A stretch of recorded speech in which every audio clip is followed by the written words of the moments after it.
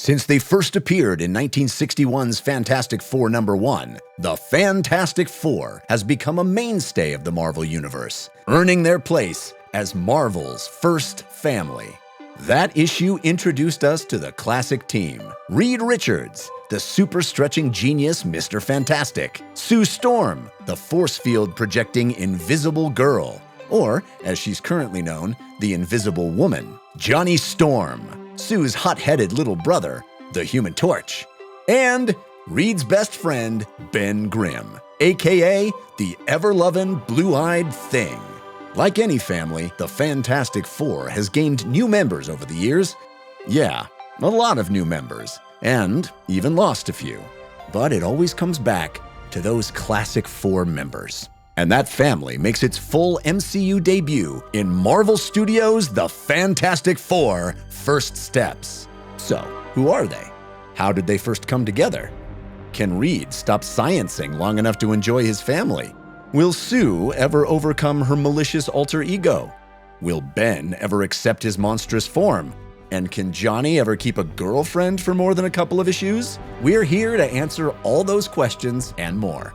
This is Marvel Recap: The Fantastic Four, with a special shout out to the official handbook of the Marvel Universe research team for their help. Let's start out by going back to see the four before they were fantastic, starting with team leader Reed Richards. A child prodigy, Reed was a university student by the age of 14 and earned multiple degrees during his teenage years. He was raised by his genius father, Nathaniel Richards. Although, when Reed was a teenager, Nathaniel left to join the Brotherhood of the Shield, a secret society dedicated to protecting the Earth, which would eventually lead to the formation of the super spy and peacekeeping organization known as S.H.I.E.L.D. Ben Grimm had a very different childhood. Growing up on the tough streets of Manhattan's Yancey Street, he idolized his brother Daniel Grimm, leader of the Yancey Street Gang, who died in a gang fight when Ben was just a kid. Ben's grief turned to anger, and after an initiation where he stole a Star of David from his neighbor, Mr. Scheckerberg, he joined the Yancey Street Gang. And by his teenage years, he'd worked his way up to become head of the gang himself, until the night his uncle, Dr. Jacob Grimm, told him that his parents were dead. Suddenly alone, Ben moved in with Jacob and his wife Elise out west, and they taught him to channel and control his anger. And it worked. As Ben learned to focus on his schoolwork, he became a high school football star. His success didn't go over well in his old neighborhood, as the Yancey Street Gang hated him for leaving, leading them to repeatedly attack him with pranks, even after he became the Thing. But years later, Ben was able to make peace with Mr. Scheckerberg when he saved his pawn shop from the villainous Powder Keg, and even returned the Star of David he'd stolen all those years ago. When Scheckerberg asked Ben why nobody mentions that the Thing is Jewish, Ben said he wasn't ashamed. He just figured there was enough trouble in this world without everyone thinking that Jewish people are all monsters like him. But Scheckerberg argued that Ben's actually a protector, like the legendary Golem, and gave him the Star of David to protect. Reed ended up attending State University, where he met Latvian science student Victor von Doom. Reed offered to be roommates, but Victor turned him down and stormed off. Luckily, a guy in the hall was looking for a roomie, Ben Grimm. When Reed explained that he was working on building an experimental rocket, Ben joked that if Reed ever built that rocket, he'd fly it. Ben lived up to his word, as after college, he joined the Air Force and became a test pilot. Sue and Johnny grew up with their parents, Dr. Franklin and Mary Storm. But their happy childhood ended with their parents' car crash. Franklin was forced to operate on Mary, only to lose her on the operating table. Racked with guilt, he gave up medicine and started gambling, eventually being accused of the murder of his loan shark and sentenced to 20 years to life for manslaughter. Sue and Johnny went to live at their Aunt Mary Dinkin's boarding house, where they were soon joined by a new lodger, Reed Richards, who just finished his third doctorate. Ben helped Reed move in and met Sue Storm for the first time. Sue and Reed soon went on their first date. But shortly after, Reed decided to move out. Sue was devastated until he revealed that he was leaving because he couldn't stop thinking about her, which had lowered his productivity by 46%. Then they smooched. When Reed's rocket, the Marvel 1, was close to completion, he tracked down Ben to be the pilot. By then, the courts had given custody of Johnny to Sue, who was also trying to start an acting career. When Reed showed Ben, Sue, and Johnny his rocket plans, Johnny became determined to go along, pushing Ben to get him into astronaut training to be the mission's backup pilot. And while Ben dismissed Johnny as a kid, and the other NASA astronauts were convinced that Johnny would wash out due to his immaturity, he completed the training to become a NASA pilot. It was just in time, as two of the intended crewmates, astronauts Sandy Sanders and Duke Dukeman, pulled out of the mission, saying there wasn't enough radiation shielding. Reed was all set to redesign the cockpit so he could fly it alone until Ben, Sue, and Johnny volunteered to go with him. Or, as Sue explained, "You know how hungry Reed is to reach the stars. We need to be with him to make sure he remembers to come home." As the flight approached, Ben tried to pull out, saying Reed hadn't done enough research on the effects of cosmic rays. But Sue argued that they had to take that chance unless they wanted the Russians to beat them, calling Ben a coward. But nobody calls Ben Grimm a coward. Believing there was no time to wait for official clearance, the team snuck into the base under the cover of darkness and flew the rocket right into a storm of cosmic rays. After crash landing, they discovered the rays had affected each of them in different ways. Sue could turn invisible. Ben transformed into a hulking, rocky behemoth. Reed could stretch himself like a rubber band. And Johnny could burst into flames and fly. Pledging to use their fantastic powers to help mankind, they each chose the names that would come to define them: the Invisible Girl, the Thing, Mr. Fantastic, and the Human Torch. And so was born the Fantastic Four. The world got its first glimpse of the Fantastic Four when they went up against massive, kaiju-esque subterranean monsters, rising up to menace humanity, led by the Mole Man. Originally a regular human man named Harvey Elder, who was mocked and shunned for his homely appearance, he abandoned the surface world, only to stumble upon Subterranea, an underground network of tunnels that stretched across the globe. Elder befriended the monsters that lived there, becoming their leader. Sometime later, he then sent them to attack the world that had shunned him, only to be defeated when the Human Torch melted the entrance to the Mole Man's kingdom forever. Well, for at least a couple of issues, as he would go on to become one of the Fantastic Four's longest-running foes. Over the next 50 issues, the Fantastic Four met and battled many of their longest-running foes, starting with the shape-shifting alien race, the Skrulls. The Skrulls used their powers to impersonate the team, turning the Earth against the team to ease the way for an invasion. But when the team thwarted the aliens' plan, it turned out these particular Skrulls hated being Skrulls, and they quickly agreed to be hypnotized and live out their lives as ordinary cows. Years later, the team discovered that the milk from those cows had mutated the nearby town of King's Crossing into shape-shifting monsters. But after Reed dosed everyone with an antidote, everything went back to normal. Until it turned out some of those Skrull cows were turned into hamburgers, granting several people who ate them shape-shifting powers and the ability to sense Skrull activities. Those infected banded together to hunt down other Skrulls as the Skrull Kill Crew.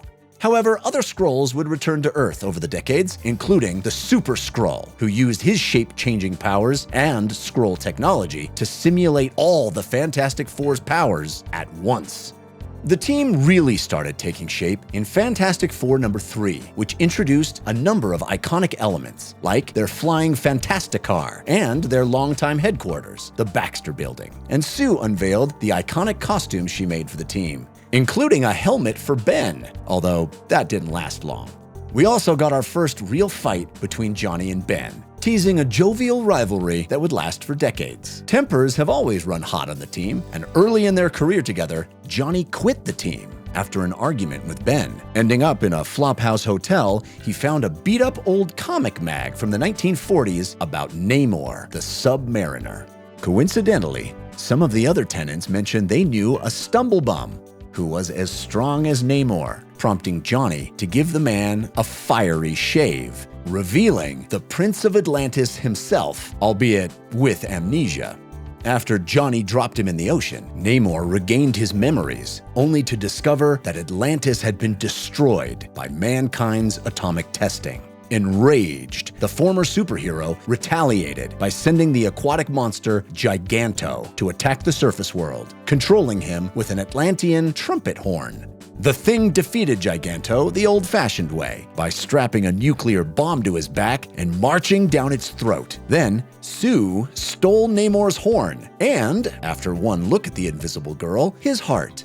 He was smitten and demanded that she become his bride. To stop Namor, Sue agreed, but we never found out if she would have gone through with it, as Johnny used his powers to create a vortex that tossed Namor, as well as Giganto's corpse, out to sea.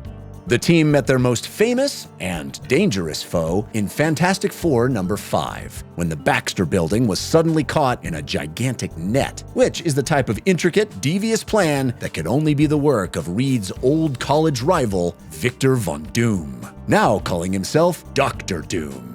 Doom took the Four to his fortress, where he kept Sue hostage while he sent Reed, Johnny, and Ben through time to bring him Blackbeard's treasure chest. Arriving in the past, they disguised themselves as pirates, giving Ben a very fetching beard. In fact, it was such a good disguise that a pirate crew took Ben as their leader, making Reed realize that Ben was Blackbeard. When they had the chest, Ben refused to leave, saying that in their own time, he was nothing but a monster, a freak. But here, I'm somebody. He ordered the pirates to tie up Reed and Johnny, setting them adrift in a lifeboat. That's when a sudden typhoon hit the ship, washing the team ashore. And it brought Ben to his senses, saying he must have got carried away by being accepted as a normal man, even if it was only by a band of cutthroat pirates. Doom brought them to the present, only to reveal the reason he wanted the treasure chest. It was full of gems that once belonged to Merlin the Magician, which would render the owner invincible. He opened it to find the gems gone, lost to the typhoon. The Thing tried to clobber him, only to discover that Doom was actually a Doom bot, while the real Doom flew away. Reed said they'd devote their lives to tracking him down, and, as we'll soon see, he wasn't kidding. Another recurring FF villain was Philip Masters, aka the Puppet Master, who used radioactive clay puppets to control people. His plan? To fool the Fantastic Four by manipulating the Thing and disguising his blind stepdaughter, Alicia Masters, as Sue. The Puppet Master failed when Alicia rebelled against him, causing him to drop a puppet of himself, which made him trip and fall out of a window. On the bright side, Alicia and Ben hit it off, and soon they were a couple. The team found their first prospective new member when the Amazing Spider-Man invaded the Baxter Building to audition for the team, only to leave when he discovered they were a non-profit organization. But they didn't need any additional powers, as Sue soon discovered that she had more than anyone realized. After another sparring round between Ben and Johnny, Ben tried blasting him with a fire extinguisher, only to have Sue stop it with a force field. Not only could she project invisible force fields strong enough to stop Ben, she also discovered she could use her powers to make other things or people invisible too. And while we can't cover every long-running villain the team went up against, we have to mention some fan favorites, like the Red Ghost, a Russian agent who used cosmic rays to give superpowers to himself and his trio of trained apes. The Molecule Man, a worker in an atomic lab who was bombarded with radiation only to gain the ability to control every molecule in the universe, which he used to freeze his boss. And Diablo, an immortal alchemist from the Middle Ages who the Fantastic Four accidentally freed while traveling in Transylvania, and who used his alchemical potions to achieve short-lived miracles like making flowers grow really fast. But one of the team's most heartbreaking battles was against a family member, Sue and Johnny's dad, Franklin Storm. He'd used his prison laboratory to give himself the powers of the Fantastic Four, dubbing himself the Invincible Man. Or at least it looked like Franklin. It actually turned out to be the Super Skrull in disguise, who quickly escaped, returning the real Franklin with a bomb attached to him. Franklin's final act was turning away from his kids, sacrificing himself to make sure they were safe, dying as a hero. But the F4's life wasn't all battles, as Reed proposed to Sue while visiting State University. And after an engagement party with the X-Men and the Avengers, their wedding day soon arrived. That's when Doom used an emotion charger device to cause a vast collection of supervillains to attack the happy couple, only to face some powerful wedding guests: the X-Men, the Avengers, Daredevil, and Doctor Strange. It was truly a star-studded affair. Afterwards, Nick Fury had to kick out two other party crashers, Stan Lee and Jack Kirby, the creators of the Fantastic Four.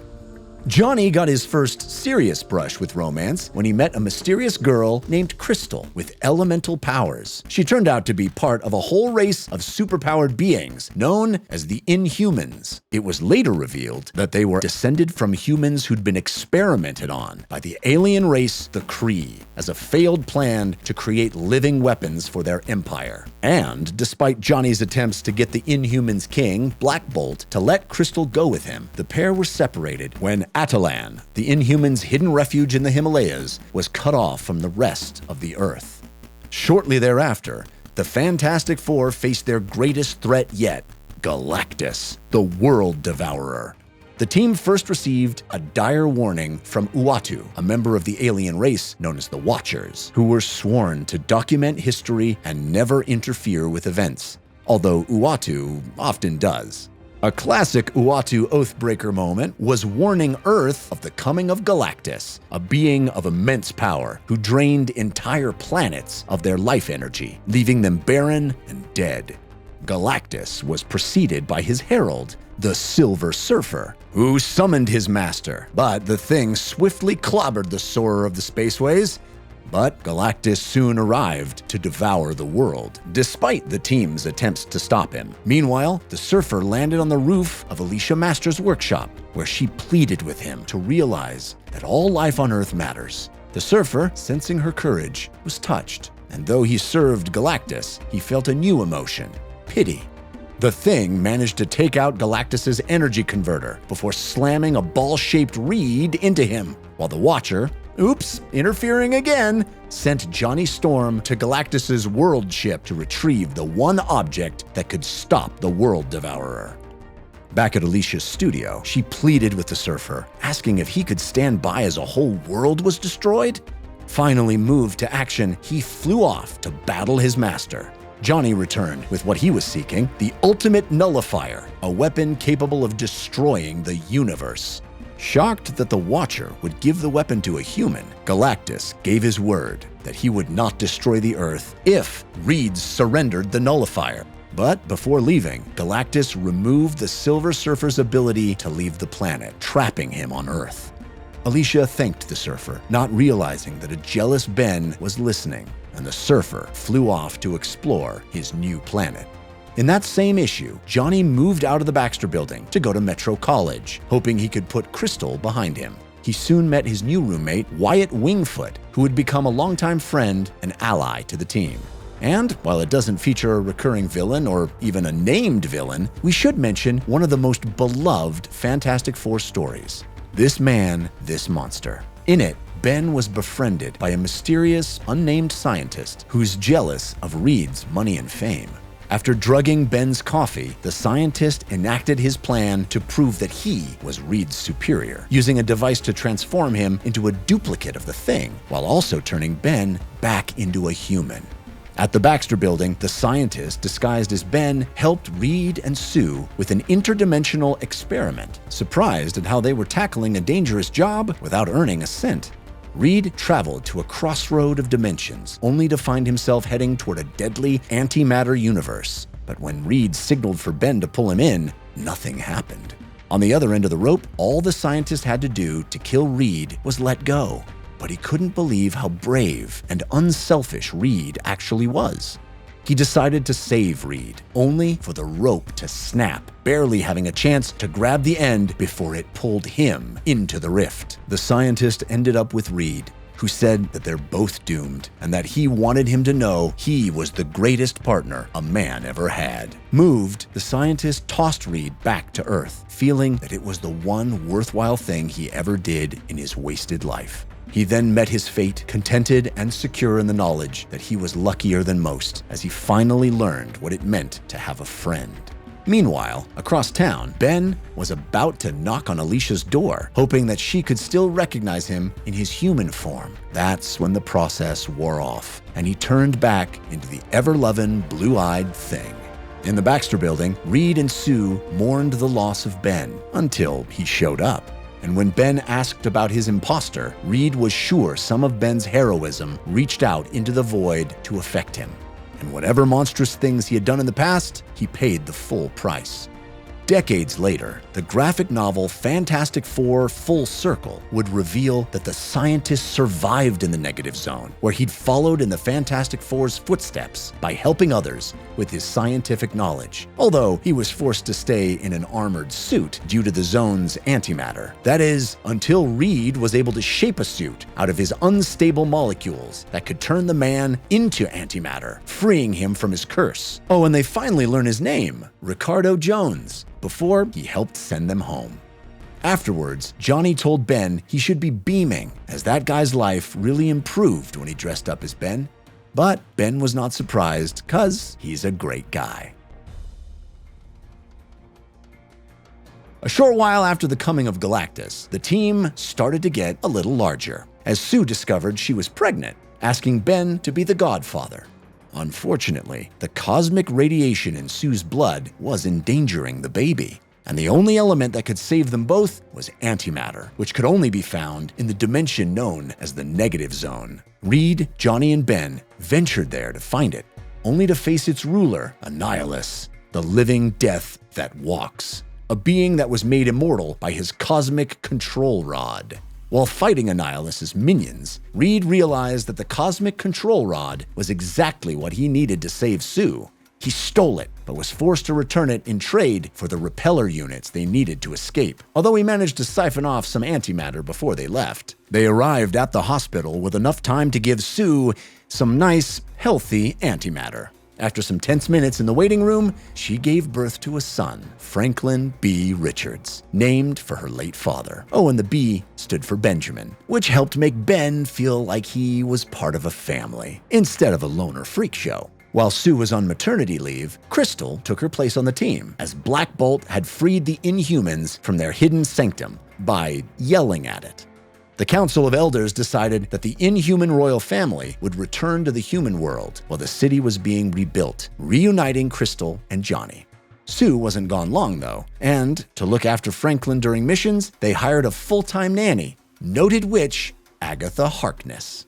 A few months later, Crystal suddenly collapsed, and Reed discovered that she was allergic to Earth's pollution, forcing her to return to Atlan, the Inhumans' hidden city. Unable to live without her, Johnny quit the team to join her. Around this time, Reed joined the Illuminati, a group of superhuman leaders consisting of Tony Stark, Doctor Strange, Professor X, Black Bolt, and Namor.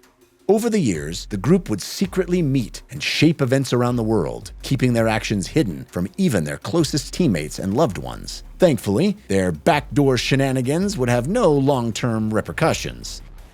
During a battle with the supervillain team, the Frightful Four, Franklin started showing signs of psychic powers. But the real problem was when Reed ordered Sue to leave the battle, saying he wouldn't let the mother of his child fight. Furious that he wouldn't treat her as an equal, she left him and the team. Back in the Inhumans' hidden city of Atlan, Johnny soon discovered that Crystal was in love with Quicksilver. So he was quickly back on the team, and Sue's place was taken over by the queen of the Inhumans, Medusa. When Franklin's psychic powers grew even stronger, Reed was forced to shoot him with an antimatter gun, shutting down his mind. Horrified, the rest of the team turned on Reed, with Ben declaring it was the end of the Fantastic Four. Not long after, Sue filed for divorce with Reed, only to be kidnapped by Namor. When the team tracked them both down, Sue refused to return, declaring her love for Namor. But when Namor sent an army to attack the surface world, Ben convinced Sue that Reed truly did love her, and they reconciled. Namor left, but it turned out this was all a plot between him and the Inhumans to get Reed and Sue back together again. Matchmaking in the mighty Marvel manner.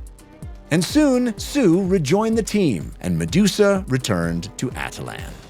But the Fantastic Four were soon there as well, attending the wedding of Crystal and Quicksilver. That's when Ultron attacked the wedding party with a psychic blast strong enough to wake Franklin from his coma, who then destroyed the rogue robot. And seeing Franklin back to normal was, in the words of Ben, enough to make a grown man cry. During a battle with the Hulk, Ben suddenly turned human again, so Reed hired a replacement, Luke Cage, aka Power Man. But he probably didn't expect Cage to throw a sofa at Sue and attack the rest of the team before flying off in the Fantasti-Car. But Cage was only meant to be a temp, as Reed had secretly developed a Thing armor for Ben to wear that simulated his strength and durability. Cage's attack was secretly a ploy by the Puppet Master to break himself out of prison, but it was stopped by the now armored Thing. Forced to choose between his freedom and saving Alicia, the Puppet Master chose Alicia, freeing Luke Cage from his control. Finally free of the curse of his rocky form, Ben planned to ask Alicia to marry him. But only a few issues later, he suddenly transformed back into the Thing, destroying his armor in the process. The team added another member when Reed invented a robot to help him with his calculations, Herbie, which stands for Humanoid Experimental Robot, B-Type, Integrated Electronics. Although Reed admitted he was inspired by a similar robot that was added to a Fantastic Four cartoon, one of the many licensed projects with their names and likenesses the team uses to fund their research. In this case, the cartoon created a robot to replace Johnny, who was out of town when the team signed the contracts. But OG Herbie wouldn't be with the team for long, as the evil cyborg Dr. Sun took over his programming, forcing him to attack the team. Reed was able to overcome his control by stretching into the Baxter Building's computer system, giving the little robot just enough time to destroy himself to save the team. But don't worry, Reed later rebuilt Herbie, although he may have harbored some resentment, as when his language sensor was later removed, he immediately cursed out the Fantastic Four. But while they lost a member of their extended family, they soon gained a new one when Johnny's latest girlfriend, Frankie Ray, turned out to have flame powers. Her stepfather was Professor Phineas Horton, creator of the original Human Torch, the android that fought alongside Namor and Captain America in World War II as part of the Invaders, and first appeared on the cover of 1939's Marvel Comics #1. As a teenager, Frankie spilled some chemicals from her dad's lab on herself, which gave her those fiery powers, although the professor hypnotized her to forget them. Reed offered her a place on the team, renaming the team to the Fantastic Five. But that wasn't the only big change to the team, as another attempt by Reed to cure Ben's condition transformed his rocky form back to his original, less evolved form. That's when a new herald of Galactus, Terrax, arrived and levitated the island of Manhattan, threatening to destroy it unless the Fantastic Four killed Galactus. They didn't. Annoyed at yet another of his heralds rebelling, Galactus restored the island before removing Terrax's power. But Galactus was so weak, he needed to devour Earth's energy to survive. Luckily, the Fantastic Four were helped by the Avengers and Doctor Strange, who used the Images of Icon spell to confront Galactus with the ghosts of all that he'd slain, staggering him enough to give Reed time to slingshot Ben into him. And finally, Galactus fell. But as Galactus lay dying, Reed said they had to save him. Cap agreed, saying he was a sentient being and didn't act out of evil intent. Reed built a power adapter, and with a jump start from Thor's hammer Mjolnir, Galactus was revived. While Reed found 6 uninhabited worlds for Galactus to feed on, Big G was too low on energy to travel without knowing if they'd work. Until Frankie offered to become Galactus's new herald. He transformed her into Nova, who eagerly left the Earth and Johnny behind. Soon, Sue revealed that she was pregnant again, prompting the couple to move out into the country to make a normal life for Franklin and the baby, although they planned to remain on the team. But a normal life is hard to come by in the Richards household, especially when Franklin used his nearly limitless powers to age himself into an adult body, taking out the team as he tried to figure out who he was. But after Sue recognized him, he used his powers to restore Ben to his rocky form before turning himself back into a kid. But not before installing blocks on his powers, so they wouldn't manifest again until he was old enough to use them. Reed explained to Ben that Franklin couldn't actually cure him, despite his near-limitless powers. Reed theorized that it's because Ben secretly thinks Alicia only loves him as the Thing. As long as he loves her, his mind will reject all cures, and he'll always be the Thing. Remember Terrax? Apparently Doom did, as he rescued the former Herald, now back to his original name of Tyros, and used an energy mechanism to give Tyros a fraction of his old cosmic power before pointing him at the Fantastic Four. But when Doom became impatient while waiting for Richards, he confronted Tyros, who fused him into his armor, leaving Doom as an immobile statue. The Silver Surfer battled Tyros, whose body was overwhelmed by the power cosmic, and crashed into Doom's body, leaving only his mask behind. Reed's merciful treatment of Galactus came back to haunt him as he was put on trial by the Shi'ar Magistrix Lilandra for the crime of saving Galactus, who had now consumed the Skrull homeworld and 7 billion of its inhabitants. Reed defended himself, saying that he did save Galactus' life, but that Galactus is beyond good and evil, and that his existence must be serving some greater purpose. But despite some last-minute testimony by Odin, who claimed that Galactus is a force that tests worlds, the court was not convinced. That is, until Galactus appeared, calling Reed Richards his friend. Galactus and the Watcher summoned Eternity, the personification of all things in the universe, who shared the cosmic truth of Galactus' importance as part of the natural order of the universe with everyone in the court. Unable to ignore that evidence, Reed was set free and returned to Earth. When Ben, Reed, and Johnny visited Central Park to investigate a mysterious, unknown structure, they were transported to the alien planet Battleworld, where the cosmic entity known as the Beyonder forced heroes and villains to fight each other as part of the Secret Wars. But when Galactus attempted to devour the energies of Battleworld, Dr. Doom stole his energies before turning on the Beyonder and stealing his power too. Doom used that power to heal his face and blow up his enemies, only to have the Beyonder reclaim the power, then restore Doom to his scarred form before returning him to Earth. Meanwhile, Ben discovered that Battleworld also allowed him to turn human at will. So when everyone was leaving Battleworld, Ben chose to stay, unable to resist a chance to feel normal again.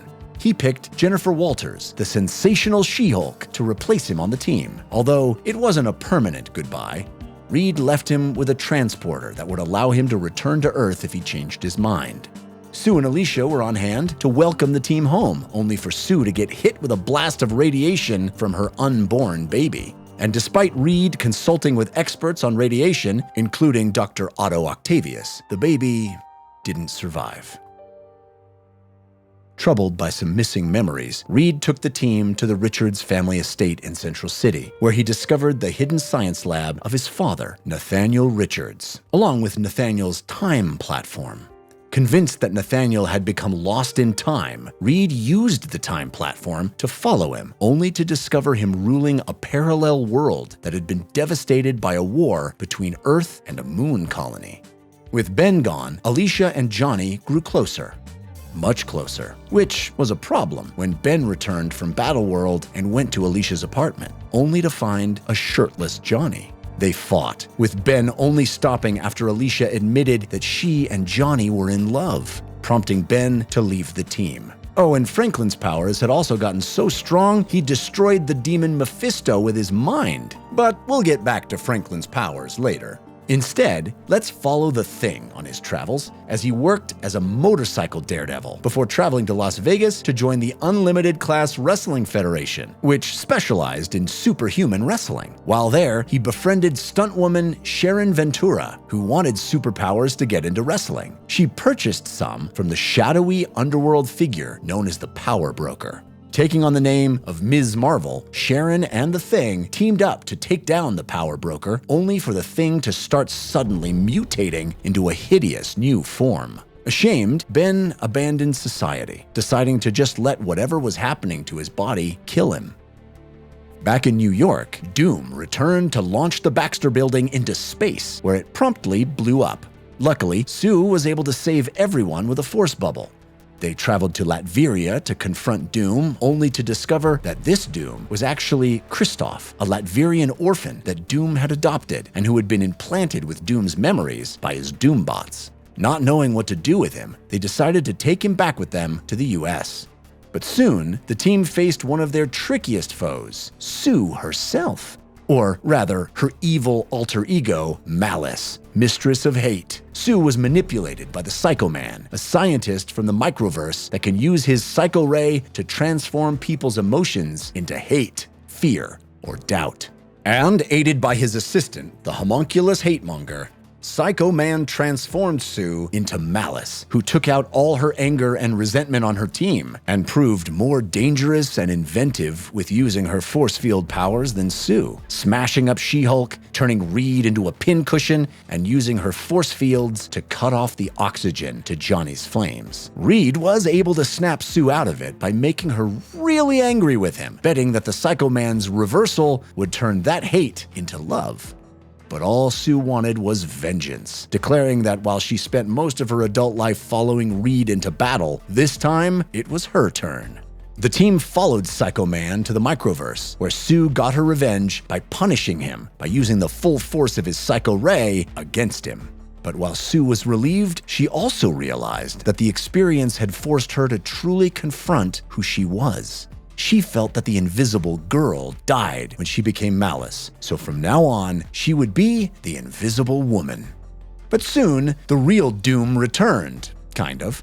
You see, when Terrax imprisoned him in his armor, Doom used a mind transfer power he had learned from the alien ovoids to switch minds with local sporting goods salesman Norm MacArthur. And after taking control of Norm's body, he used it to construct new gadgets and technology.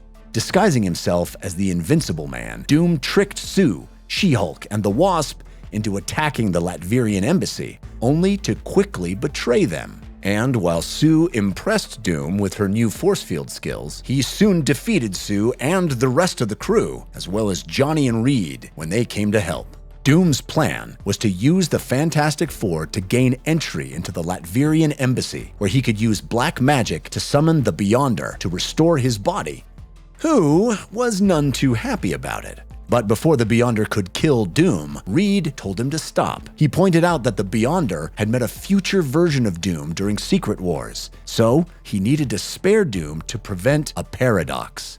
A paradox that was powerful enough that it could destroy time and even the Beyonder himself. So, the Beyonder created a new body for Doom, restoring him to normal before vanishing.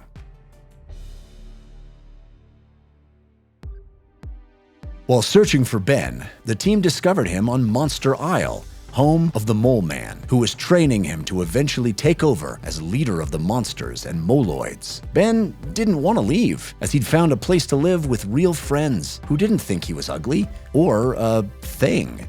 But Ben's loyalty was tested when Mole Man captured Alicia, who had come looking for Johnny.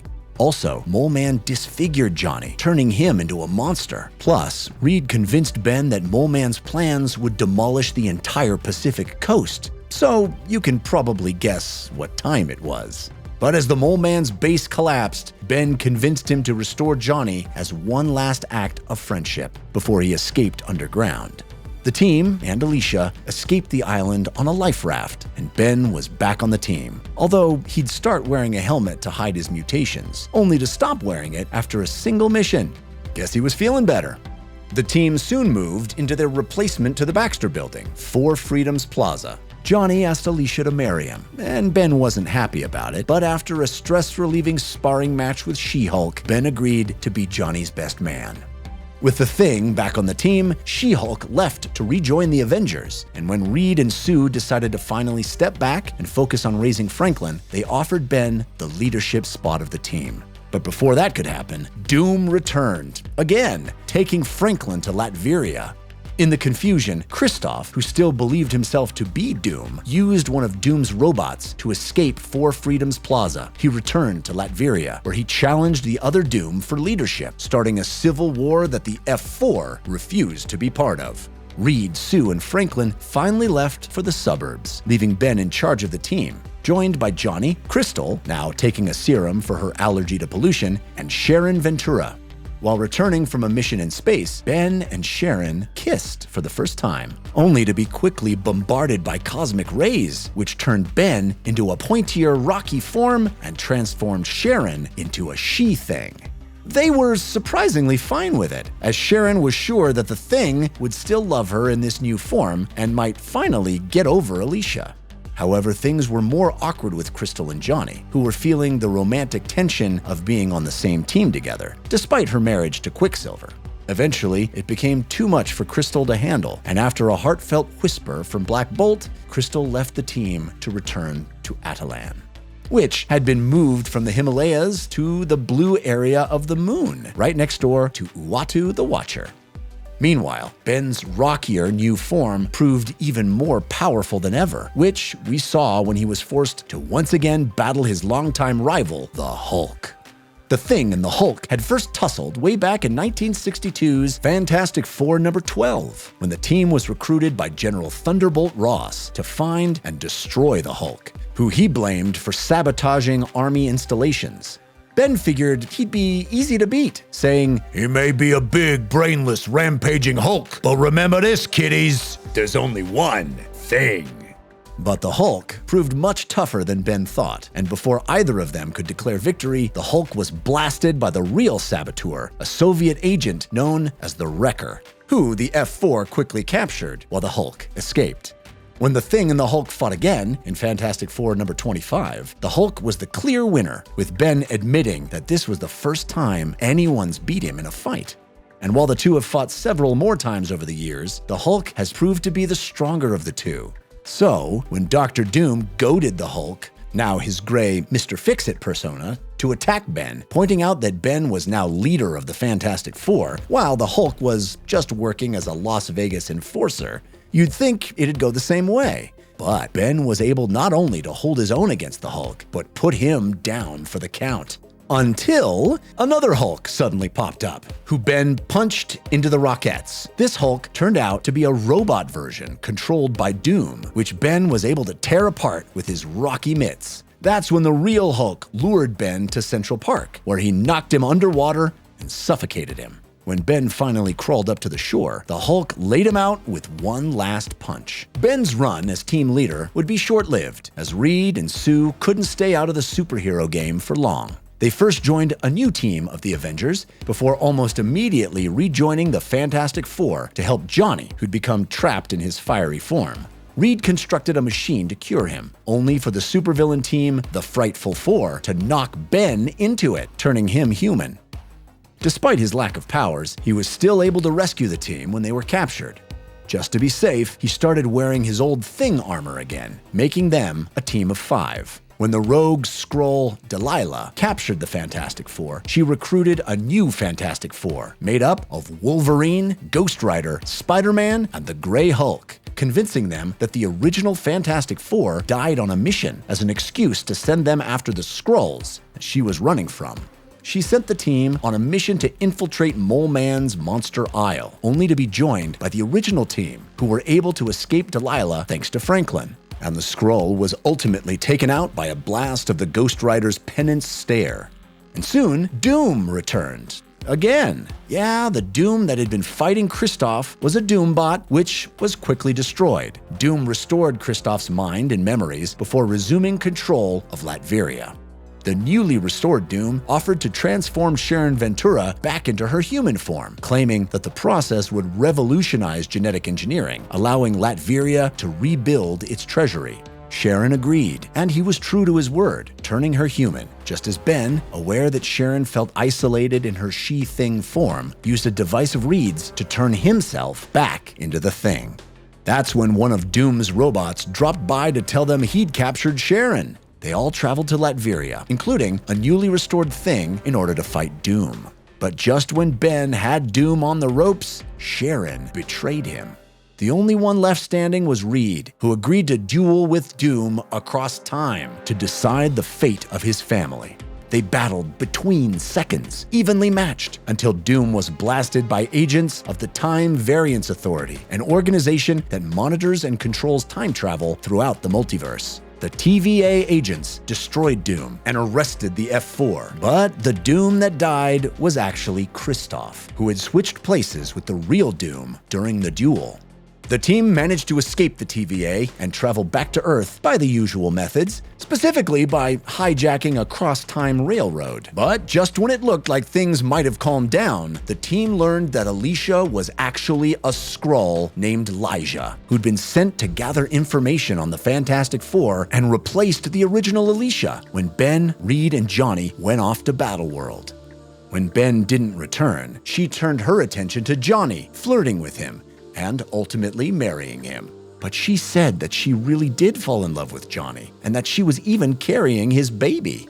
With Lyja's help, the team traveled to a Skrull planet to rescue Alicia, battling Pybok, the Power Skrull. But before Pybok could blast Johnny, Lyja dove in between them, taking the hit and seemingly dying from her wounds. They returned to Earth with the real Alicia, who hugged Ben while Johnny looked on sadly. During the Infinity War storyline, the Magus, an evil alternate future version of the cosmic being Adam Warlock, created evil doppelgangers of many of Earth's heroes in a bid to conquer the universe. During the conflict, Galactus performed a cerebral scan on many of the heroes, which brought Sue face to face with Malice. They battled across Sue's mind, with Malice hurling razor-sharp Invisiblades while demanding Sue unleash her true self and accept that she is the most powerful, deadliest member of the Fantastic Four.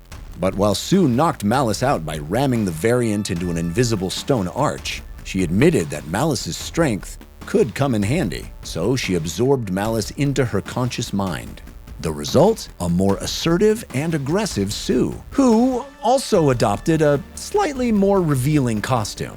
A short while later, Lyja was back from the dead and looking to slay Johnny for abandoning her and her unborn child. Now she was aided by Pybok the Power Skrull and Devos, an alien who wanted to prevent all wars by murdering all enemies of peace, and who the F4 had met and defeated a short time ago in Fantastic Four number 359. During the fight, Johnny was forced to use his full-force Nova Blast, destroying much of Empire State University. Johnny was arrested for it, but Lyja and Pybok attacked a police station, forcing him to become a fugitive. To track Johnny down and convince him to surrender, his pal, Spider-Man, reassembled the old, new Fantastic Four team, adding in Doctor Strange. They located Johnny only to be confronted by the rest of the OG Fantastic Four. During the fight, Wolverine slashed the Thing's face with his claws. That's when Lyja, now calling herself Lyja the Laser Fist, showed up. And that's also when the team and Lyja were teleported away to Uatu's home on the moon, where he warned them that Doom had absorbed the power of the rogue watcher Aaron. Oh, and Ben's face was revealed, and it wasn't great. Ben quickly put on another helmet to hide the damage. The team, along with the Inhumans, battled Doom, who ordered Sharon to turn on the team again. She struggled, knowing that Doom cured her and her She-Thing form, but ultimately sided with her love, Ben. Reed used his scientific know-how to enhance Black Bolt's scream, causing Doom to overload and explode.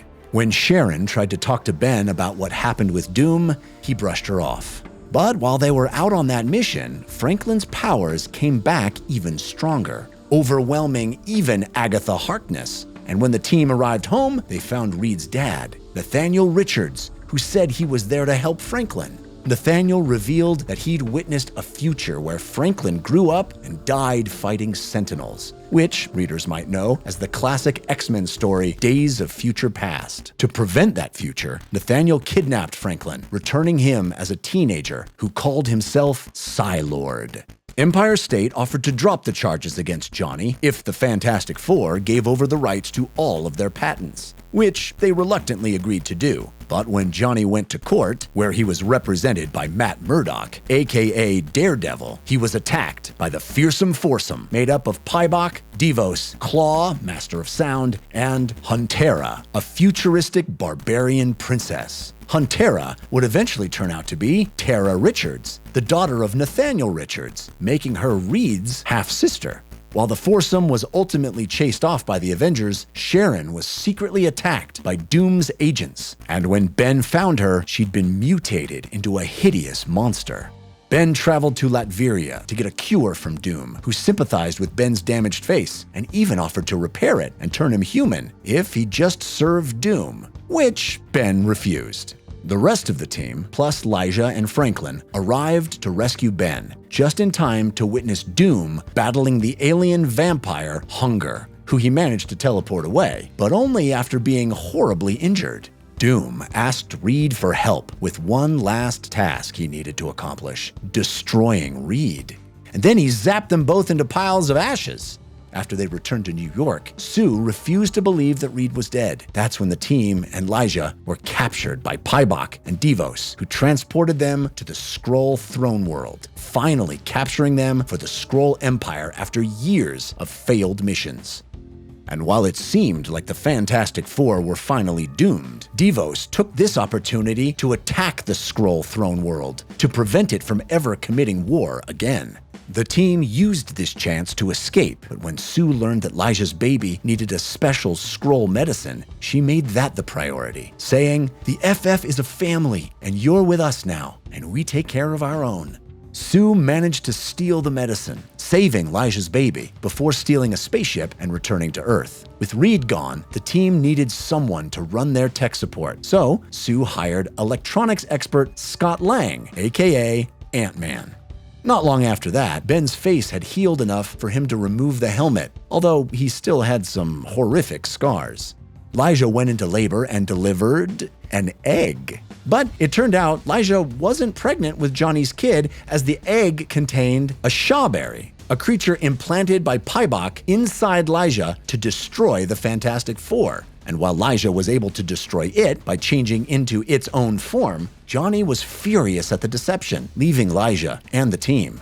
Without Johnny, Lyja also left the team, and that's when Sue decided to also leave the team to find Reed, who was lost somewhere in time and space, making Ben the Fantastic One. With the rest of the team gone, Psylord formed his own team, Fantastic Force, made up of himself, Huntera, the Inhuman Devlor, and the Wakandan warrior Vibraxis. On her quest to find Reed, Sue traveled to Latveria, where Nathaniel Richards had taken over Doom's castle and was looking for his missing son. But that son wasn't Reed, but the child of Nathaniel and a young Latverian woman. Wait, Reed's half-brother was Doom? No, because when Nathaniel pulled his son through time, it wasn't Doom. It was Kristoff. Kristoff joined Ben, Johnny, Sue, and Scott Lang in fighting the Rogue Watcher Aaron, defeating him with the help of Fantastic Force. And when Sue asked Ant-Man to officially join the team, he declined, but Kristoff gladly took his place. Later, in Latveria, Ben, Sue, Kristoff, and Namor discovered the original Dr. Doom, stolen from the past and held captive by a new villain, Hyperstorm, who claimed to also be holding Reed captive. He sent them to the past, where they found Reed, stranded in a time where the technology was too primitive to build a time machine. But with the help of Kristoff's time machine, they all returned to the present. They were quickly joined by Johnny, who rejoined the team when he heard that Reed was still alive. While the team fought Hyperstorm, Kristoff discovered that the time-displaced Doom had freed himself and planned to steal Hyperstorm's power, only for Hyperstorm to return Doom to the past before healing Ben's face and returning the team to New York. Only a few issues later, Hyperstorm kidnapped Franklin, returning him as the child he was before Nathaniel stole him. Nathaniel also revealed Hyperstorm's true origin. He's from a version of the timeline of Days of Future Past, where he was the son of Franklin and Rachel Summers, daughter of the X-Men's Jean Grey and Cyclops. And he shared that in every timeline Nathaniel had visited, Hyperstorm destroyed the Fantastic Four and their compatriots. But Reed had a new plan to stop Hyperstorm, using Galactus. When the team confronted Hyperstorm in a dimensional void, Reed summoned a hungry Galactus who fed off Hyperstorm's energies, trapping them both in the void, where Galactus could feed off Hyperstorm's limitless power forever. But just as the original team was finally back together, they soon faced the menace of Onslaught, an unstoppable being created from the combined energy and psyches of Professor X and Magneto. Reed assembled a team of the Fantastic Four's mightiest allies to fight Onslaught, and then joined with an even larger team made up of the X-Men and the Avengers. But in the end, the heroes sacrificed themselves to drain Onslaught's power, and of the entire Fantastic Four family, only Franklin survived. Was that the end of the Fantastic Four? Well, we next saw them in a brand new Fantastic Four #1, where we got a familiar but slightly different origin for the team, as they stole an experimental rocket, this time using kickboxing moves, only to collide with a stellar anomaly. After developing their powers, they faced the Mole Man and his giant monsters, but were able to escape by blinding them with giant diamonds. They ended up as prisoners of S.H.I.E.L.D., who recruited them to battle Namor, who was threatening the surface world with Giganto. The Avengers soon arrived to join the battle, and Ben took out Giganto by piloting a S.H.I.E.L.D. jet down his throat. It turned out these weren't different versions of the Fantastic Four, but the originals, who were saved by Franklin and put onto an alternate Earth in a pocket dimension. The Celestial, Ashima, ordered Franklin to decide which of the two Earths would be destroyed, but he ultimately decided on a compromise, preserving the Earth he made while returning the heroes to their original Earth. The Fantastic Four were officially back, although they had to move to a new base at Manhattan's Pier 4, as, while they were gone, the Thunderbolts, a team of superheroes that were secretly the supervillain team the Masters of Evil, had moved into Four Freedoms Plaza. While on a mission to the future, the team encountered Baroness Von Doom, an alternate future version of Sue who'd married Doom after Reed's death, along with her two teenage children, Franklin and Valeria Von Doom. When they returned to their time, Valeria accidentally time-traveled, or, as she called it, time-danced, to their period, just in time for a bounty hunter named, Bounty to attack, and then get punched by Valeria, aka Marvel Girl. Not to be confused with Jean Grey the Marvel Girl, who danced the Watusi at Sue and Reed's engagement party. Stranded in the present, Sue had a hard time adjusting to Valeria, as she was reminded of the baby she lost, Valerie. But she soon accepted Valeria as part of the team, and part of the family. On the topic of Johnny's ever-changing love life, he started dating Namor's cousin, Namorita. To save Franklin from an upcoming disaster, Reed and Sue sent him to an alien world, Haven. That's when Doom finally returned from the hero's reborn world, and the upcoming disaster turned out to be Tiamat, the dreaming celestial, who was exiled and imprisoned on Earth before he used Franklin's world to escape. And with the help of Ashima, the Fantastic Four and Doom were able to imprison Tiamat again, but not before he destroyed Reed while Doom survived. Soon, we learned that Tiamat transferred Doom's armor to Reed, trapping him inside it while Doom vanished. Reed was forced to pretend to be Doom in order to prevent Latvian generals from going rogue and destroying everything. To keep her safe, Reed asked Valeria to join Franklin on Haven. And as if to underline the danger, Reed was forced to battle Doom's generals to prove his superiority. To keep up the charade, Sue agreed to be Doom's consort, becoming Baroness Von Doom. They returned to Latveria, where Sue, worried that Reed was becoming poisoned by Doom's armor, helped Doom return to Earth. Doom removed Reed from the armor before saying they shall meet again. When the villainous alchemist Diablo burned down their Pier 4 headquarters, the team moved back to a new Baxter Building, which took the place of Four Freedoms Plaza, which had been teleported to the moon by Ronan the Accuser. While Ben, Reed, and Sue were trapped in the negative zone, Johnny put together a new Fantastic Four with Namorita, She-Hulk, and Scott Lang, aka Ant-Man, facing off against the evil Gideon Corporation and an army of Herbies until the regular team returned. Ben traveled to Alicia's new home in Sunshine City, where they both admitted they'd fallen out of love, but decided to remain friends. When the skull of Galactus landed on Earth, the Fantastic Four tracked it back to the cosmic being Abraxas, who apparently loved killing alternate versions of Galactus and skywriting. Franklin and Valeria returned from space to help, and they learned that Abraxas was compelled to kill any multiversal creature that existed in multiple realities at the same time, like Galactus or former Herald Nova. To stop Abraxas, Franklin and Valeria combined their powers, and Franklin then revealed that Valeria was the baby that Sue thought she'd lost. Franklin had used his powers to send her through time and save her. Franklin and Valeria's combined powers were enough to resurrect this dimension's Galactus, who gave the ultimate nullifier to Reed, who then used it on Abraxas, and while bringing Galactus back to life, used up the last of Franklin's cosmic powers. He had just enough juice left to de-age Valeria, leaving Sue pregnant with her for the second time.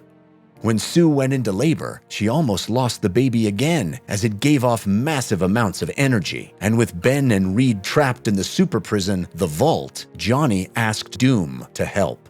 By the time Ben and Reed escaped, the baby was born. Doom's price for helping?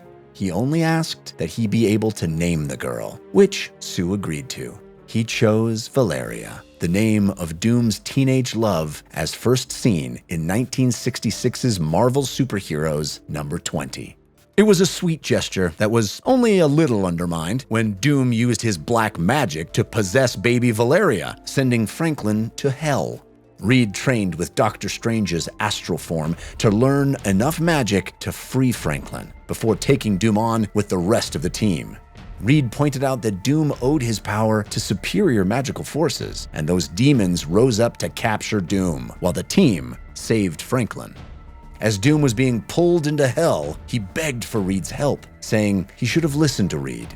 But Reed knew he was lying, as all Victor ever wanted was for Reed to live in the shadow of his genius. And when Reed swore to move on and forget Doom, Victor left Reed with a gruesome reminder.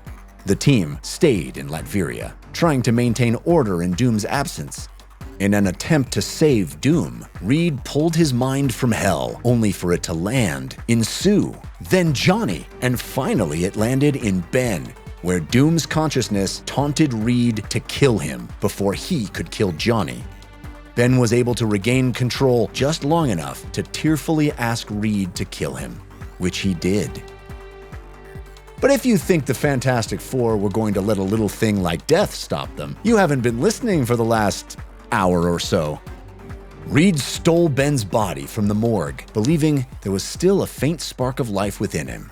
And while Reed had been unable to build a vehicle to reach the afterlife, he remembered that Doom did. Although it was the one that blew up and scarred his face, as originally seen in 1962's Fantastic Four Annual number 2. The team found Ben and even met God, who shared wit and wisdom about the mysteries and joys of existence, explaining that the form God took was a reflection of what it meant to them. Enough said. God fixed Reed's face and drew Ben back into his thing form before sending them back to Earth with a going-away present of a sketch of a happy, elderly Fantastic Four. After the government revoked their funding for scientific research and adventuring, the Fantastic Four found itself broke, as their money manager also swindled them out of their fortune. They took on extra jobs. But the mayor also evicted them from the Baxter Building, forcing them to move into the rundown Hotel Cheshire in Washington Heights. And while they were able to raise enough money to move back into the Baxter Building, that's when Child Protective Services took away Franklin and Valeria, saying they were living in an unsafe environment. But CPS quickly returned them when the safe house they were supposed to be in was almost immediately blown up. Oh, and Doom? He escaped from hell amidst the chaos that was caused by the fall of Asgard during Ragnarok, as seen in the Thor Disassembled storyline. Doom followed Mjolnir out of hell and back to Earth, where he quickly reclaimed the throne of Latveria. After a battle between the New Warriors and a group of supervillains led to the destruction of Stamford, Connecticut, and the deaths of 612 people, including former team member Namorita, public sentiment turned against superheroes, and one of their targets was Johnny, who was attacked and beaten outside of a nightclub. In response, the government called for superhuman registration, instigating a superhero civil war, which divided the heroes into two groups: the pro-registration heroes, led by Tony Stark, and the anti-registration camp, led by Captain America. Reed gave his scientific expertise to Tony's side, designing a high-tech prison in the negative zone. When Sue tried to talk to him about it, arguing that the law was wrong, he refused to even discuss it. Sue said she would have done anything for Reed, but he was not the man she married because he always did what was right and was never afraid of anything. Reed replied, "I think you should leave now." And Sue left with a recovered Johnny to join Captain America's side. Ben, unable to decide between the two sides, decided to leave the country for Paris. But he returned in time for the final battle, where Captain America surrendered and Sue returned to Reed. Afterwards, Reed and Sue decided to leave the team to work on their marriage, bringing in two replacement members, Black Panther and Storm, who had recently married. When Reed and Sue returned to the team, they were confronted by future versions of Namor, Black Panther, and Dr. Doom, who claimed that one of the 100 ideas that Reed came up with to save the world during Civil War would devastate the future. That idea? Fix everything by ending hunger, poverty, disease, and war, among other things. The future heroes confirmed that the Reed they knew went through with it, reshaping the world into a utopia. But he also became erratic when Sue left him for Namor. The present-day Reed responded by shooting Namor and Black Panther, arguing that they were androids controlled by future Doom. The ensuing battle was quickly halted when they were joined by a future version of the Fantastic Four. They revealed Doom was lying, and Reed's plan actually led to a utopia, one that Doom was desperate to change. The combined Fantastic Four teams dealt with future Doom by sending him to an alternate timeline where Reed and every other superhero was dead, giving Doom a chance to tame an entire world. The future Fantastic Four returned to their time, and Sue asked how many people Reed needed to change the world. The answer was 4. Around that time, Valeria's nanny, Tabitha Deneuve, revealed that the youngest Richards child was super intelligent and was already almost as smart as Reed. Tabitha turned out to be an alternate version of Sue from 500 years in the future, who'd come back to use the body of Galactus to create a time machine to save the 8 billion people of her future world. But she'd had to kidnap Doom for the plan to work, and he paid back her apology by killing her. Present-day Sue buried the future Sue in Brooklyn's Greenwood Cemetery, saying she died to save our entire future, and there's no greater honor than that. Valeria confessed her super smarts to her family and soon started working in Reed's lab, and all this attention had Franklin asking Santa for superpowers like the rest of the family. As he worked on his plans to fix everything, Reed found himself recruited by the Council of Reeds, a group of variant Reeds from across the multiverse who worked together to solve interdimensional problems such as hunger and the killing of Galactus. Reed decided to join the Council, only for it to come under attack by the immensely powerful cosmic beings known as the Celestials, forcing Reed to flee back to his universe to gather enough weapons to turn the tide. But when Reed discovered that the Council didn't allow members to maintain attachments to their families, as the cost of solving everything is everything, he left. And he remembered something his father Nathaniel once told him, that he wanted Reed to be what he wasn't. A better friend, a better husband, a better father, and to be a better man. To work on his goal of fixing everything, Reed launched the Future Foundation, bringing in young minds to help shape the future of society. The members included Franklin and Valeria, along with the android known as Dragon Man, a longtime, now reformed foe who first appeared way back in 1965's Fantastic Four number 35.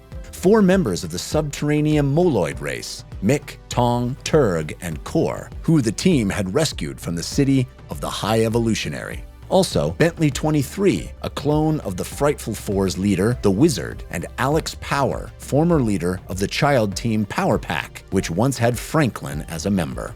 After learning about the Council of Reeds, Valeria teleported to Latveria to get the help of her Uncle Doom. She'd become convinced that her father had made the wrong choice in abandoning the council and asked for Doom's help. Unfortunately, Doom was in no position to aid her, having suffered brain damage when he tried to siphon off the contents of Bruce Banner's brain during the World War Hulk's storyline. Valeria offered a deal. She'd find a way to restore Doom's mind if he agreed to help Reed. Doom agreed. During an attack by Annihilus, Johnny sacrificed his life to save Ben, Franklin, and Valeria. So, Valeria gave the Future Foundation a new goal: kill Annihilus. To help fill his absence, Johnny left behind a will, asking his longtime friend Spider-Man to take his spot on the team. Reed, on the other hand, added Dr. Doom.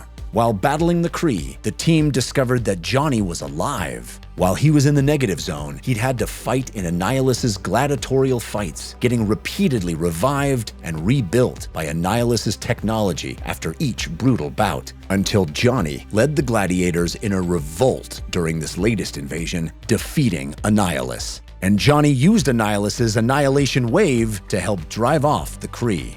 Meanwhile, the Future Foundation kids, plus Doom, Kristoff, and Nathaniel Richards, traveled to the headquarters of the Council of Reeds, only to come face to face with the Celestials.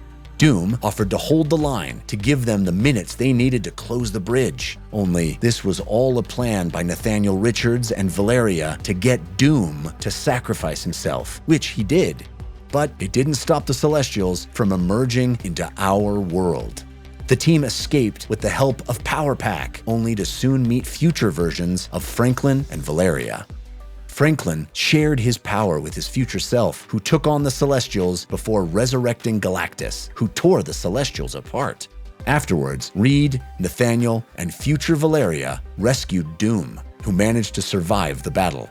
Nathaniel left to travel the multiverse, helping orphaned Reeds, while future Valeria left to travel the universe, and future Franklin wished goodbye to his parents before returning to his own time. After finding something weird inside his arm, Reed realized he was breaking apart at a molecular level and grew afraid that the rest of the team was too.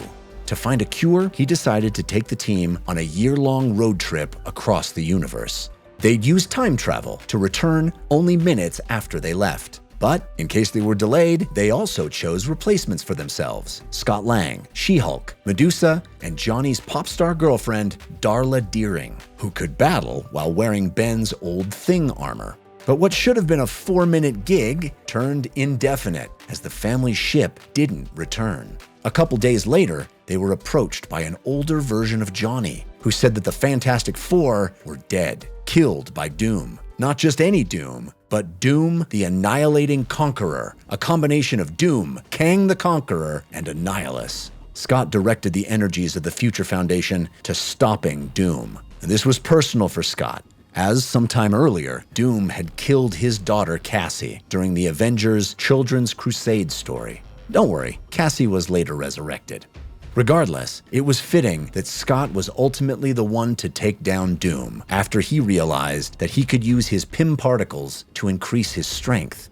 On their trip through time and space, the Fantastic Four started losing control of their powers. They soon ran into that older Johnny that the replacement team had met, only to discover he's not from the future, but an alternate timeline. To find a cure, they traveled to his homeworld, where they met and teamed up with depowered alternate versions of themselves. That sickness affecting the original Fantastic Four? It was this team's powers, which they'd sent out into the universe as a beacon to draw in help.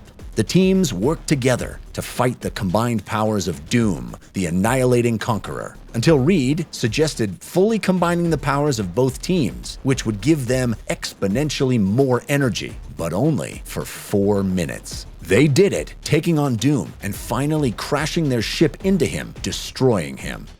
The team had their extra powers removed, curing them before they went home and enjoyed a nice barbecue on the moon.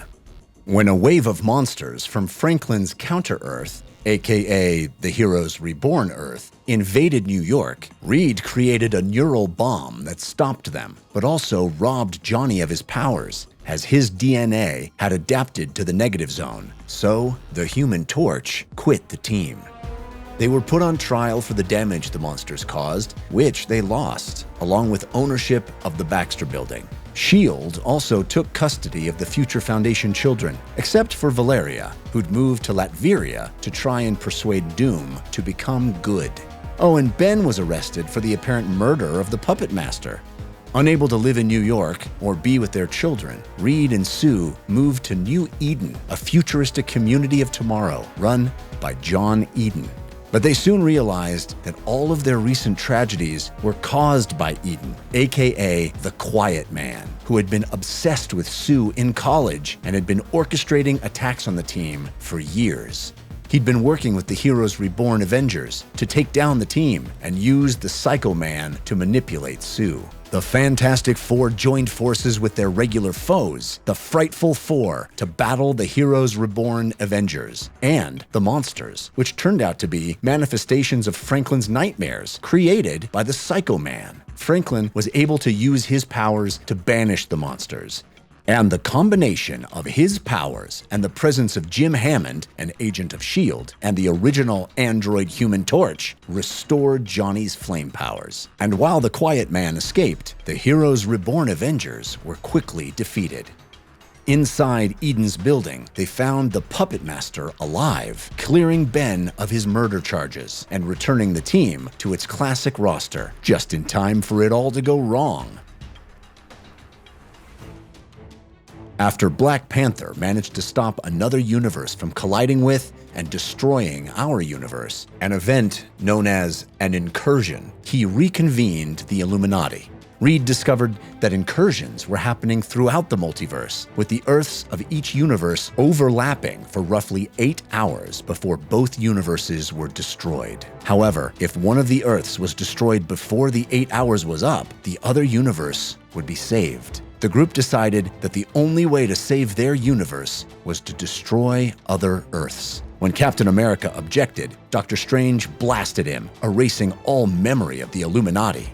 Reed used an interdimensional portal he'd invented called the Bridge to travel to universes on the verge of incursions. However, during an incursion between Earth 616 and Earth 4290001, home to a group of heroes known as the Great Society, Reed and the rest of the Illuminati were unable to bring themselves to actually destroy the world, even to save their own. That is, except for Namor, who not only blew it up, he left the team and founded a team of supervillains, the Cabal, who were all too happy to blow up other planets. Reed and the Illuminati tried many methods to stop the collapse, including appealing to Galactus and the Celestials and trying to harness Franklin's cosmic powers, but nothing worked. Soon, there were only a few universes left. That's when Hank Pym, aka Yellowjacket, returned from a trip through the multiverse to reveal who was behind the collapse.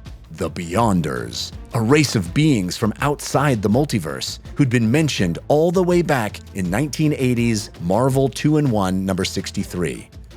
Created by the Celestials, these powerful beings became obsessed with evolving lesser beings. But, unable to enter any other universe themselves, they created the Cosmic Cubes, powerful devices that could reshape reality. And the Beyonder from the first Secret Wars was a child of their race who had accidentally gained access to the multiverse, only to later take on cube form in order to mature. Now they had decided to destroy the multiverse, emerging from their realm to begin destroying cosmic entities, like the Celestials, Infinity, and even the Living Tribunal, who was the personification of multiversal order. not to be confused with Master Order, a different cosmic being that is a personification of Universal Order, who the Beyonders also killed. Their plan was to use each reality's version of the Molecule Man as a bomb, simultaneously destroying everything in the universe.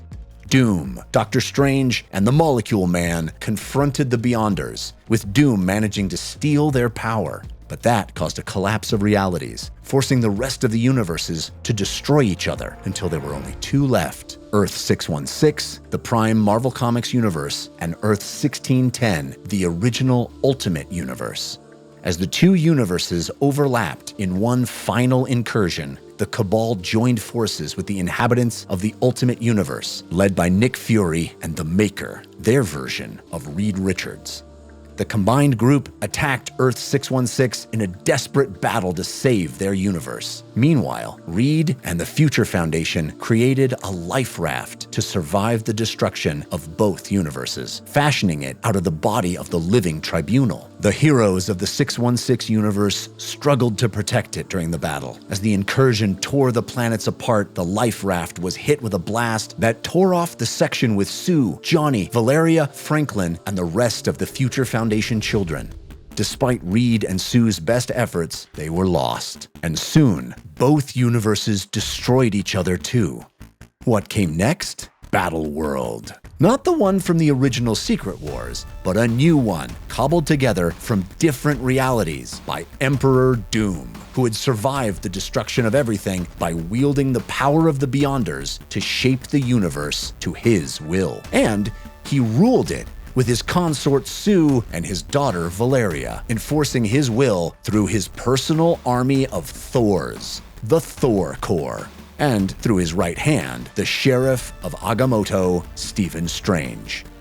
After 8 years of Doom's rule, a life raft from the Ultimate Universe, piloted by Thanos and the Maker, was found buried on Battleworld, followed shortly by the one from the 616 universe. The survivors of both worlds had survived in suspended animation and confronted Doom, who killed Cyclops before Strange scattered the survivors across the various parts of Battleworld. And for his disobedience, Doom killed Sheriff Strange. Doom tasked Valeria with finding the survivors, although he wouldn't explain who they were. Reed and the Maker teamed up to discover the source of Doom's power, while Namor and Black Panther found Strange's sanctum, the hidden Isle of Agamotto. Inside, they found his hidden treasures, including the Infinity Gauntlet, the only thing on the planet that could smite a god. As the various teams combined to battle Doom's forces, including a giant thing, Valeria showed Sue what Doom had been hiding, introducing her to Reed, who she didn't remember. Thanos thought he was powerful enough to take on Doom, but that proved untrue. That's when Doom was confronted by an Infinity Gauntlet-wielding Black Panther. But it turned out Doom's real power was the Molecule Man, who he'd kept locked away in his own realm to maintain Battleworld. Reed tried to reason with him, only to be attacked by the Maker, who was then destroyed by Molecule Man. Doom confronted Reed, but lost his powers when Molecule Man sided with Reed. The old foes tussled, with Victor demanding to know if Reed thought he would have done better with the power of the Beyonders. Reed said yes, and the Molecule Man then went and blew them all up. 8 months later, the entire cosmos had been restored, including the entire Fantastic Four family and the Future Foundation, with Reed, Franklin, and Molecule Man working together to reboot the multiverse, designing and building new realities. And Doom had been restored too, with a repaired face. Elsewhere in Earth 616, Ben and Johnny thought that Reed, Sue, and the kids were dead. So Ben ended up joining the Guardians of the Galaxy, while Johnny spent some time with the Inhumans and joined the Avengers Unity Division. Eventually, Ben found a message from Reed hinting that they might still be alive, prompting Ben and Johnny to travel the multiverse to find them. Ben and Johnny never did find the rest of the Fantastic Four during their multiversal travels, though. When they were back on Earth, Ben finally asked Alicia to marry him, and she agreed. But out in space, Reed, Sue, and the family continued their trip, although Valeria had taken on the codename Brainstorm. while Franklin chose powerhouse. When they encountered the Griever at the end of all things, the living embodiment of entropy, destruction, and the death of every universe, the team was forced to flee through various newly created realities, with the Griever destroying them along the way. Valeria crashed the ship to force Reed to make a stand, with the Griever easily taking out everyone. The Griever gloated about taking out the Fantastic Four, with Reed arguing that this was the Future Foundation, and mostly children. So, the Griever allowed Reed to summon the Fantastic Four from any reality to fight her. So he did just that, assembling just about everyone who'd ever been a member of the Fantastic Four, or, as Reed put it, his extended family. That family took on the Griever, destroying her support tech until she had only two options: leave the dimension or become trapped in it forever. So she left, vowing to return again. And while the Future Foundation kids stayed in space to find the now missing Molecule Man, the Fantastic Four, Franklin, and Valeria returned to Earth, back together at last, where Reed agreed to be Ben's best man. While the team was away, a new team called Fantastics had taken over the Baxter Building. So the Fantastic Four settled into a new headquarters at 4 Yancey Street, a building Ben owned, on the street he grew up on. Although, Reed and Valeria spruced it up by adding a couple extra dimensions to make it bigger on the inside. Then it was time for Ben's bachelor party, which saw him return for a bout with the Unlimited Class Wrestling Federation and partying with the Avengers and Spider-Man, while Alicia had exotic dancers described to her before they finally tied the knot. The newlyweds soon adopted 2 alien children, Joven, a Kree, and Akala, a Skrull. While traveling through space, the team landed on the planet Spire, which was populated by superpowered beings. One of them, the winged hero Sky, aka Kyla, claimed to be Johnny's soulmate and returned with him to Earth. The alien Cormorant attacked the Earth, looking for a mysterious artifact, only to open a container in Reed's lab that unleashed a destructive Zero Force, a primordial energy source that Reed had once locked away. Luckily, Valeria was able to turn it into a forever gate, a doorway to every point in space and time, directly under the Baxter Building. Unwilling to shoulder the responsibility of guarding the gate, the Fantastics abandoned the building, allowing the Fantastic Four to move back in. Unfortunately, Johnny's love life got even more complicated when his ex-wife, Lyja, returned to Earth with the kids from the Future Foundation through the Forever Gate. And when Lyja pretended to be Sky in front of Johnny, the real Sky flew off in a huff. Johnny responded in a very Johnny way by sleeping with the Latvian champion Victorious. The next morning, Doom proposed to her while Johnny hid under the bed. Sky broke up with Johnny as the team, with Black Panther and Namor, left to attend Doom's wedding.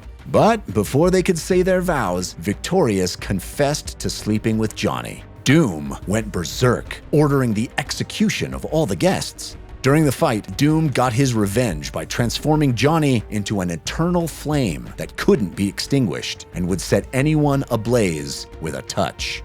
Desperate to extinguish his flame, Johnny tried flying into space, only to find that his flame still wouldn't go out. It turned out his powers were now fueled by cosmic radiation, making him a human star.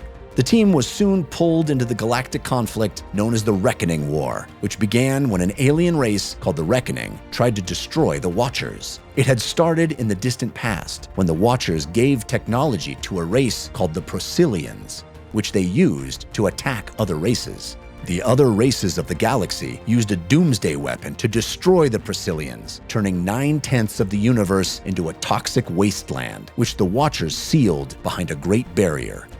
To prevent it happening again, the Watchers took a vow of non-interference. But now, the Procyllians, who had reinvented themselves as the Reckoning, had returned to seek revenge. In an attempt to stop the war, Reed absorbed the knowledge of the Watchers, becoming all-knowing. Unfortunately, the human mind wasn't meant to hold that much information, so it started killing him as he slowly mutated into a Watcher.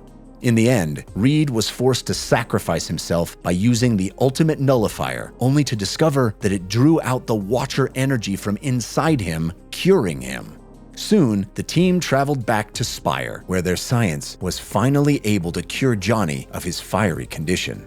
Just as things seemed to be going back to normal, Annihilus's forces escaped the negative zone and attacked New York. To get rid of the invaders, Reed sent them 6 months into the past, stranding them in space. But to balance the time travel equations, he had to send an entire city block 1 year into the future, including the Baxter Building and all of the kids inside of it: Franklin, Valeria, Joven, and Dakala. Ben and Alicia were furious with Reed for separating them from their kids without even consulting them, and they weren't the only ones, as the city turned on the team for erasing an entire block, prompting Ben and Alicia to leave the city and the team to travel the country. After 5 months on the road, Reed had a chance to apologize, and the team reunited with a fiery hug. While they waited for the Baxter Building and everyone within it to reappear, the team worked out of the farmhouse of Ben's aunt, Petunia.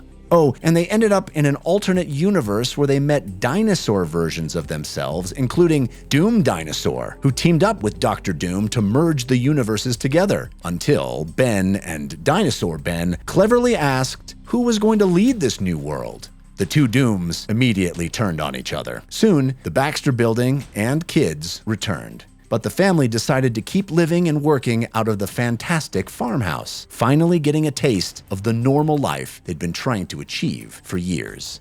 That is, until One World Under Doom, where Dr. Doom conquered the world as Sorcerer Supreme, taking the title of Emperor Doom and ruling with the help of Doom Dinosaur. The Fantastic Four confronted Doom at the United Nations, only to be stopped by a group of loyal Doom supporters. That's when Doom proved his superiority by doing the one thing Reed couldn't: turning Ben human permanently.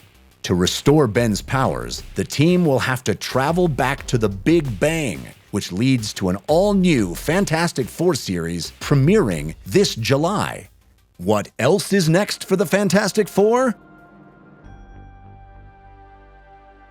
While there have been a few hints at the Fantastic Four in the multiverse seen through the lens of the MCU, the team will make their full MCU debut in the upcoming film Marvel Studios' The Fantastic Four: First Steps. With a focus on family, adventure, discovery, and a hopeful view of what's possible, First Steps sees Reed, Sue, Johnny, and Ben 4 years after gaining their powers, joined by Herbie, in a world with a retro-futuristic, mid-century modern feel, and up against the massive threats of Galactus and his herald, the Silver Surfer. And what lies ahead with Marvel Studios' Avengers Doomsday looming large? Stay tuned, true believers! And that is our extremely abridged summary of Marvel's first family, the Fantastic Four. Want to learn more? Sign up for Marvel Unlimited to access all the Fantastic Four comics we read and so many, many, many more. And read current and upcoming issues of Fantastic Four comics, including the Fantastic Four Solve Everything, Jonathan Hickman Marvel Premiere Collection, featuring a foreword by the Fantastic Four First Steps director, Matt Shakman. You can watch the Marvel Cinematic Universe films and original series on Disney+. And catch the Fantastic Four First Steps, only in theaters July 2025. This has been Marvel Recap: The Fantastic Four.